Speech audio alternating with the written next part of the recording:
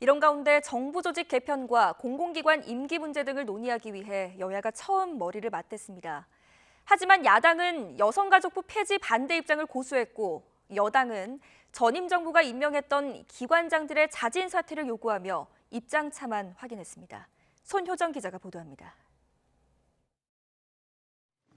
윤석열 정부 출범 7개월 만에 정부 조직 개편을 논의하기 위해 여야 정책위의장과 원내수석 부대표 등 3+3 정책협의체가 처음 가동됐습니다. 하지만 여야의 신경전은 논의 시작부터 이어졌습니다. 국가보훈처를 보훈부로 격상하고 외교부에 재외 동포청을 두는 것엔 이견이 없었지만 여성가족부 폐지에 대해선 양당의 견해차가 확고했습니다. 여당인 국민의힘은 국민의 선택을 받은 새 정부가 이념에 맞게 국가를 경영할 수 있도록 기회를 줘야 한다며 여가부 폐지를 다시 확인했습니다. 아직도 정부 조직법이 정비가 되지를 않아서 새 정부에 가야 될 방향에 큰 어려움이 많습니다.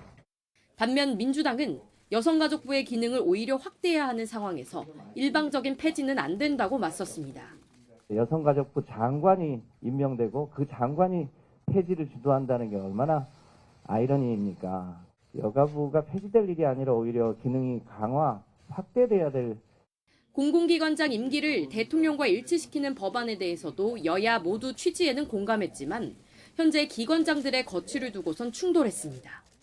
문재인 정부가 마지막 임기가 얼마 남지 않았음에도 불구하고 소위 알박기 인사를 해서 국정이 잘 돌아가지 않는 그런 문제가 제도가 미비했기 때문에 발생하고 있는 문제인데 그 문제를 알박기라고 얘기하는 것은 전 잘못된 표현이다.